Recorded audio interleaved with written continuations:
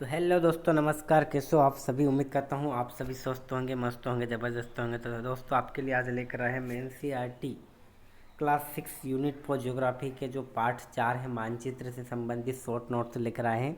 इसलिए आपने, जी हाँ, आपने सही सुना, एनसीईआरटी पढ़ना अब होगा आसान। यानी एनसीईआरटी अगर आपने नहीं भी पढ़ी है और अगर आप इस शॉर्ट नोट्स को भी अगर मल्टीपल बार यानी बहुत सी बार अगर रिवाइज कर लेते हो तो भी आपको एग्ज़ाम में क्वेश्चन हल करने में दिक्कत नहीं आएगी। तो दोस्तों, चलो करते हैं आज का यूनिट 4। ठीक है, ठीक है। यूनिट 4 जिसका नाम है मानचित्र, इसके शॉर्ट नोट्स लेके आए हैं बहुत ही ज़बरदस्त एवं आसान भाषा में। ठीक है, बात करते हैं यूनिट 4 में जो सब टॉपिक 1 मानचित्र का परिचय। क्या है मानचित्र, आइए जानते हैं। पृथ्वी की सतह का छोटा रूप मानचित्र कहलाता है। यानी जो पृथ्वी का सतह का छोटा रूप, यानी एक पेज पे अगर कोई सतह है, जैसे गांव है, तो उस गांव को अगर हमने एक चित्र के माध्यम से एक पेज पर समझा तो वो क्या हुआ, एक मानचित्र हुआ। ठीक इसी प्रकार से ग्लोब पूरी पृथ्वी को दिखाता है। यानी जो गोलाई वाला जो ग्लोब है, अक्सर आपने देखा होगा, स्कूल में रखे हो, ऑफिस में रखे हो, तो जो ग्लोब होता है वो पूरी पृथ्वी को दिखाता है। पर मानचित्र किसी छोटे विशेष भाग को विस्तार से दिखाता है। जैसे कोई गांव का नक्शा बना दिया, कोई प्लॉट का चित्र बना दिया, कोई सिम्बॉल्स बना दिया, कभी सूर्य बना दिया, कभी। तो आपने एक पेज के माध्यम से कोई छोटी या विशेष भाग को विस्तार से आपने एक पेज चित्र पे मानचित्र के माध्यम से बता दिया। बात करते हैं दूसरे सब टॉपिक के, जिसमें बताया गया कि मानचित्र की आवश्यकता और उपयोग क्या क्या है, इसकी आवश्यकता क्यों है, इसका उपयोग क्या क्या है, किस काम से होता है। बात करते हैं इसके उपयोग की, तो स्थान पता करने के लिए मानचित्र बनाया जाता है। जिसकी दूरी, कि कितनी दूरी पे वो स्थान है, कितनी दूरी पे कोई गांव है, कितनी दूरी पे कोई व्यक्ति रहता है।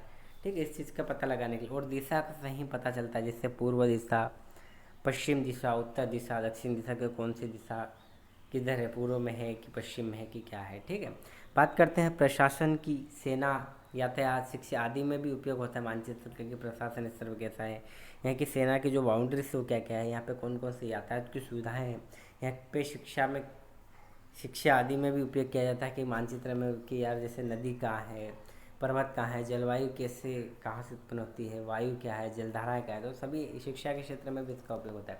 बात करते हैं यात्रा और योजना बनाने में सहायक। यानी किसी स्थान पर अगर जाना है तो उसको हम चित्र के माध्यम से, मानचित्र के माध्यम से देख सकते हैं कि यार कितने किलोमीटर पे ये दूरी है, क्या हमारा प्लान एक्शन होना चाहिए, कहाँ पे रुकना बेहतर होगा, कहाँ पे मानसून अच्छा है, कहाँ पे चढ़ाई उतार है, सारी जानकारी आप एक मानचित्र के माध्यम से पा सकते हैं।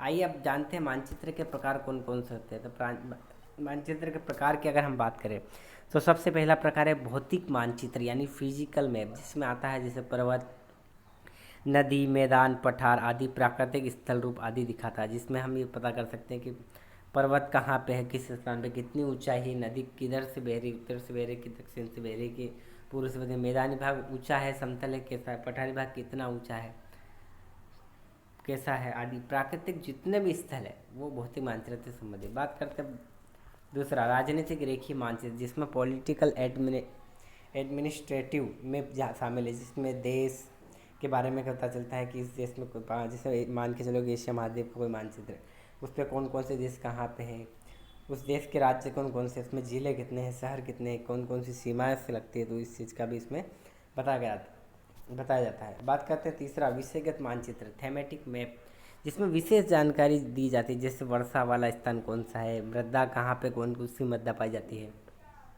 कहाँ पे तापमान कम है, ज़्यादा है, मध्यम है, अलग अलग चीज़ें। फसल की कौन सा स्थान ज़्यादा उपजाऊ है, कौन कौन सी फसल इस क्षेत्र में पाई जाती है, जैसे मध्य प्रदेश में कौन सी फसल है, जम्मू कश्मीर में कौन सी फसल है, पंजाब में कौन कौन सी फसल पाई जाती है, पंजाब का तापमान कैसा है, यूपी में कौन सी मृदा है, कौन सा ज़्यादा वर्षा वाला स्थान है, जनसंख्या कहाँ पे आदि। तो इस प्रकार से जो विषय के मानचित्र है, इसमें विशेष जानकारी के लिए उपयोग किया जाता है। ठीक है, चलो प्रश्न क्रमांक 4, प्रश्न यूनिट 4 का जो सब टॉपिक है 4। ठीक है, मानचित्र के मुख्य तत्व की अगर हम बात करें तो उसमें पहला टॉपिक दिया दिशा, यानी डायरेक्शन, कौन सी डायरेक्शन है, जिसमें हमें क्या क्या पता चलता है। तो मानचित्र के मुख्य जो तत्व है जिसमें दिशा मेन है। ठीक, इसमें क्या पता चलता है, तो मुख्य 4 उत्तर, कौन कौन से, उत्तर दिशा यानी नॉर्थ, दक्षिण यानी साउथ, पूर्व यानी ईस्ट, पश्चिम यानी वेस्ट। यानी जो एन लिखा है उत्तर में वो नॉर्थ होगा, दक्षिण में एस लिखा मतलब वो साउथ होगा, पूर्व में ई लिखा मतलब ईस्ट होगा, पश्चिम में डब्ल्यू लिखा मतलब वेस्ट है। ठीक है, 4 दिशा हो गई, पूर्व, पश्चिम, उत्तर, दक्षिण। बात करते हैं बीच की दिशा, जैसे उत्तर पूर्व यानी एन ई, यानी north east, north plus east, ये क्या हो गया, उत्तर पूर्व। दक्षिण पूर्व यानी south plus east, south east. ठीक है। बात करते हैं दक्षिण पश्चिम, SW यानी साउथ वेस्ट, और उत्तर पश्चिम यानी नॉर्थ वेस्ट। ठीक है, अलग अलग दिशाओं के अंदर भी ये अलग अलग सी दिशा है कॉर्नर में। ठीक है, इस चीज़ का विशेष ध्यान रखना। बात करते हैं मानचित्र पर हमेशा ऊपर की ओर उत्तर दिशा, यानी जो भी मानचित्र आप बनाओगे यानी जो उसके ऊपर वाला जो भाग है वो हमेशा उत्तर दिशा होता है। ठीक है, इस बात का विशेष ध्यान रखना। अब दूसरी बात करते हैं प्रतीक की, सिम्बॉल्स की। क्या है सिम्बॉल्स? नक्शे में जगह बचाने के लिए चिन्ह संकेतों का प्रयोग किया जाता है, यानी कोई भी चीज़ को अगर दर्शाना, जैसे नदी बना दी ब्लू कलर से, नीले कलर से, पेड़ ग्रीन कलर से बना दिया ताकि हमको पता चले कि यार ये जो नक्शा है इस स्थान पे पेड़ है।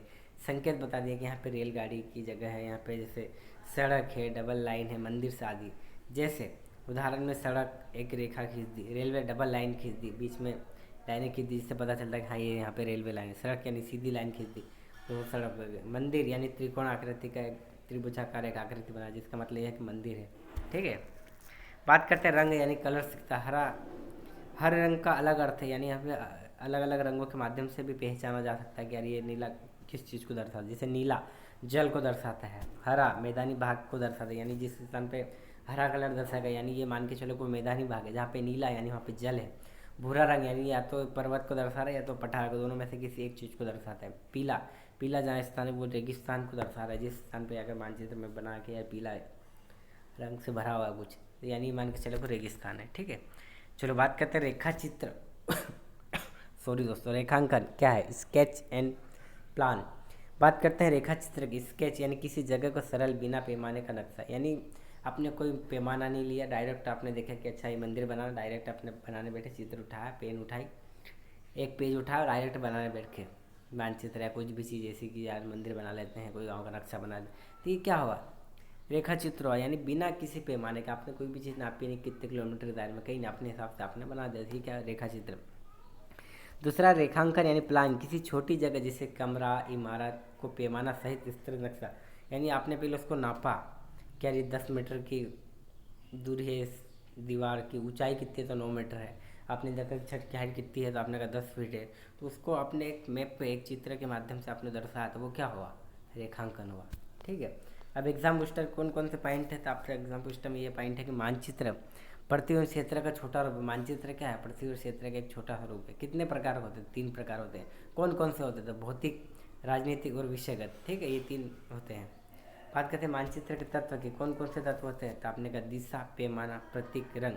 कितने तत्व होते हैं? तो आप कहेंगे 4 तत्व। बात करते हैं स्केच यानी बीमा पैमाने वाला, यानी स्केच जो बना रहे हैं वो बीमा पैमाने वाला, और प्लान से जो बनाओगे यानी पैमाने सहित बनाओगे। ठीक है, प्लान यानी पैमाने जो सहित जो नाप के बनाएंगे वो प्लान होता है, और बिना पैमाने से बनाएंगे वो स्केच होता है। ठीक है दोस्तों, अगर वीडियो पसंद आए तो लाइक शेयर सब्सक्राइब जरूर करेगा। ठीक है, खासकर उन दोस्तों को जरूर करेगा जो teaching exam and non teaching दोनों की तैयारी करें, उनके लिए भी बहुत महत्वपूर्ण है, क्योंकि मानचित्र से भी अक्सर क्वेश्चन पूछे जाते हैं।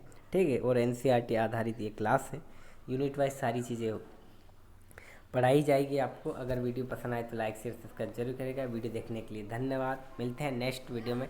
ठीक है, और अगर आपको इस वीडियो की अगर PDF चाहिए तो मैं डिस्क्रिप्शन में एक हमारा जो व्हाट्सअप ग्रुप आवो जरा सीखे जरा के नाम से बनाया गया है, आप उस ग्रुप में ज्वाइन करेगा, लिंक मैं डिस्क्रिप्शन में दे दूंगा। उसके बाद में कुछ ही समय बाद आपको इस वीडियो की PDF व्हाट्सअप ग्रुप में मिल जाएगी। तो मिलते हैं दोस्तों नेक्स्ट वीडियो में, धन्यवाद।